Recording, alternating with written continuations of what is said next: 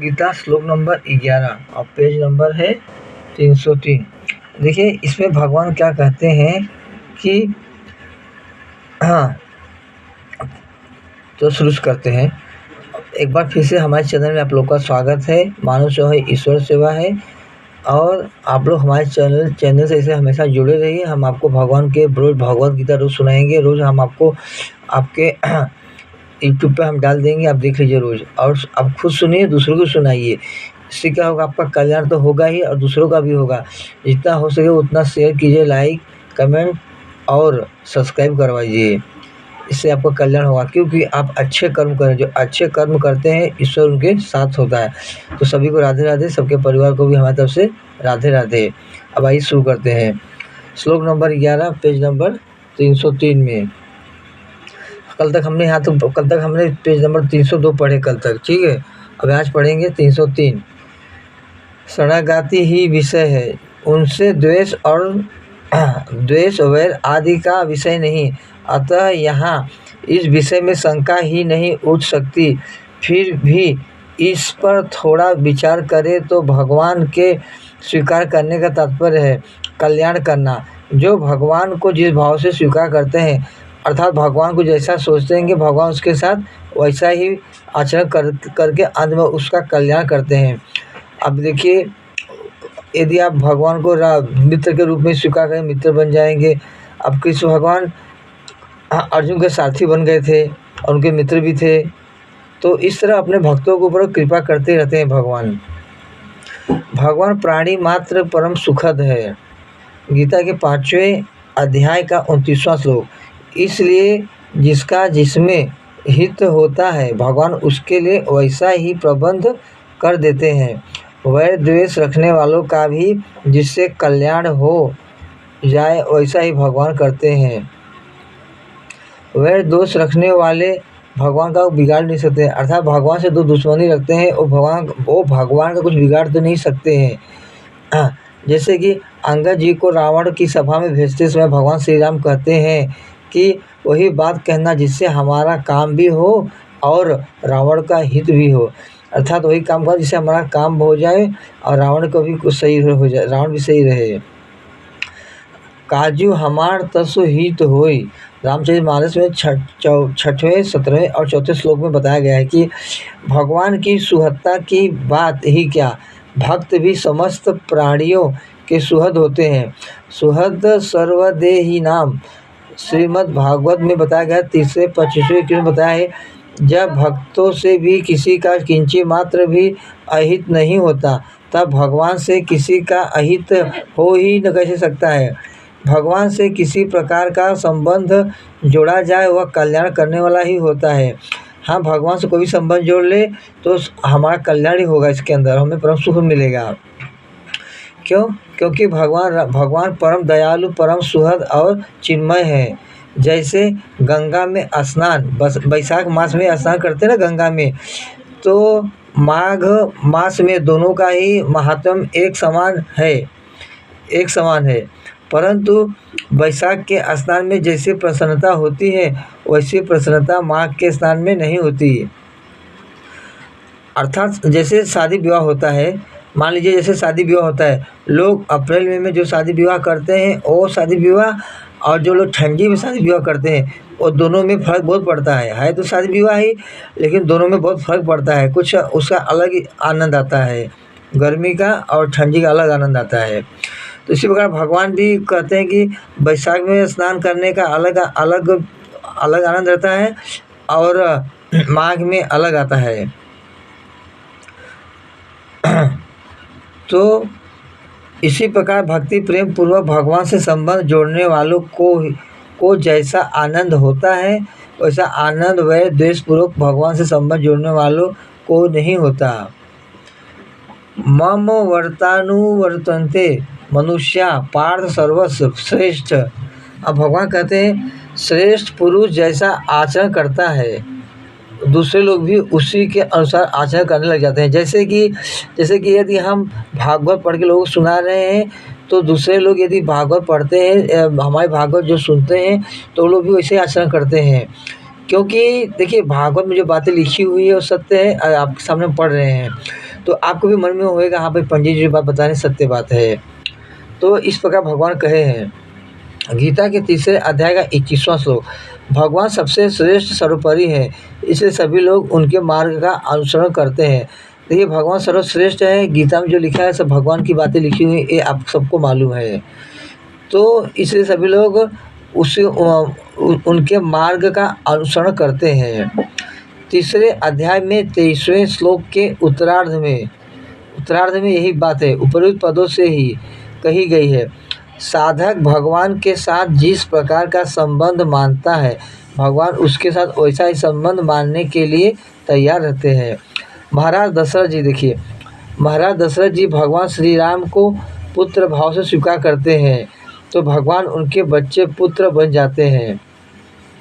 और सामर्थ्यवान होकर भी पिता दशरथ जी के वचनों को टालने में अपने को असमर्थ मानते हैं। इस प्रकार के आचरणों से भगवान यह रहस्य प्रकट करते हैं कि यदि तुम्हारी संसार में किसी के साथ संबंध नाते प्रियता हो तो वही संबंध तुम मेरे साथ कर ले, वही साथ तुम मेरे साथ भी कर लो। अर्थात तुम मुझे पुत्र मानो, मित्र मानो, पिता मान लो, मैं वैसा संबंध तुम्हारे साथ करूँगा। जैसे माता में प्रियता हो तो मेरे को अपनी माता मान लो, पिता में प्रियता हो तो पिता मान लो, पुत्र में प्रियता हो तो पुत्र मान लो आदि। ऐसा मानने से मेरे में वास्तविक प्रियता हो जाएगी और मेरी प्राप्ति सुगमता पूर्वक हो जाएगी। दूसरी बात भगवान अपने आचरणों से यह शिक्षा देते हैं कि जिस प्रकार मेरे साथ जो जैसा संबंध मानता है उसके लिए मैं वैसा ही बन जाता हूँ। पुत्र मानो उन्हें या पिता मानो, मित्र मानो, जो मानो मैं उसके लिए तैयार हूँ। मतलब हर एक चीज़ के लिए मैं रेडी हूँ, आप जैसा बोलो मैं वैसा करने के लिए तैयार हूँ। तो आपको ऐसा करना पड़ेगा, जैसा आप चाहते हो जैसा आप चाहते हो वैसा मैं बनने के लिए तैयार हूँ। इस प्रकार भगवान कहते हैं। तो उसी प्रकार तुम्हारे साथ जो जैसा संबंध मानता है तुम भी उसी के लिए वैसे बन जाओ। माता पिता के लिए तुम सुपुत्र बन जाओ, पत्नी के लिए तुम सुयोग पति बन जाओ, बहन के लिए श्रेष्ठ भाई बन जाओ आदि। परंतु बदले में उनसे कुछ चाहो मत। अर्थात ये मतलब आप सबके लिए सब कुछ बन जाओ, लेकिन उनसे कुछ आशा मत रखो मुझे ये चीज़ को मिलेगी, ऐसा मिलेगा, ये मिलेगा, वो मिलेगा, ऐसा उनसे कोई आशा मत रखो। जैसे कुछ लेने की इच्छा से माता पिता को अपने न मानकर केवल सेवा करने के लिए ही उन्हें अपने मानो, ऐसा मानना ही भगवान के मार्ग का अनुसरण करना है। देखिए अब यहाँ पे बताया भगवान ने कि माता पिता ही सब कुछ है।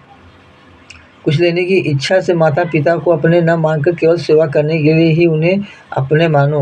देखिए माता पिता की सेवा हमेशा लिखा गया, हर एक पुराण में लिखा हुआ है।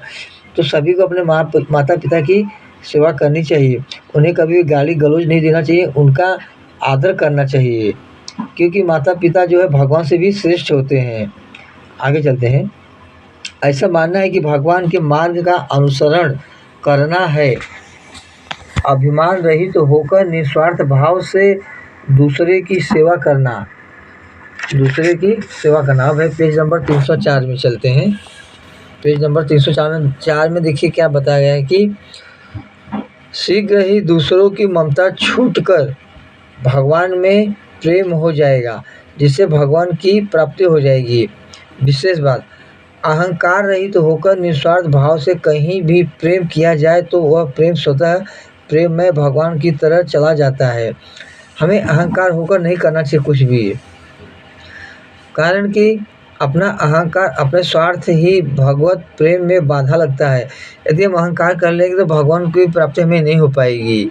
इन दोनों के कारण मनुष्य का प्रेम भाव सीमित हो जाता है और इनका त्याग करने पर उसका प्रेम भाव व्यापक हो जाता है। प्रेम भाव व्यापक होने पर उसके माने हुए सभी बनावटी संबंध मिट जाते हैं और भगवान का स्वाभाविक नित्य संबंध जागृत हो जाता है। जीव मात्र का परमात्मा के साथ स्वतः नित्य संबंध है। गीता के 15वें अध्याय का 7वां श्लोक। परंतु जब तक जीव इस संबंध को पहचानता नहीं और दूसरा संबंध जोड़ लेता है, तब तक वह जन्म मरण के चक्कर में अर्थात बंधन में पड़ा रहता है। उसका यह बंधन दो ओर से होता है। एक तो वह भगवान के साथ अपने नित्य संबंध को पहचानता नहीं और दूसरे जिसके साथ वास्तव में अपना संबंध है नहीं, उसके संबंध को नित्य मान लेता है। अर्थात जिसके साथ हमारा संबंध है हम उसको नहीं मानते, जिसके साथ नहीं रहता उसको हम मान लेते हैं। अब हमारा संबंध ईश्वर के साथ में है, लेकिन हम संबंध किसके साथ मान लेते हैं? माता पिता, पत्नी, बच्चे, बहन, भाई, सबके साथ मान लेते हैं, जबकि ये सब मिथ्या है। ये यथा माँ प्रपदने के अनुसार अपना संबंध केवल भगवान से मान लेता है। देखिए यहाँ भी लिखा है, अपना संबंध केवल भगवान से मान लेता है अर्थात पहचान लेता है, तब उसे अपने नित्य संबंध का अनुभव हो जाता है। भगवान के नित्य संबंध को पहचानना ही भगवान के शरण होना है। शरण होने पर भक्त निश्चित, निर्भय, निशोक और निशंक हो जाता है।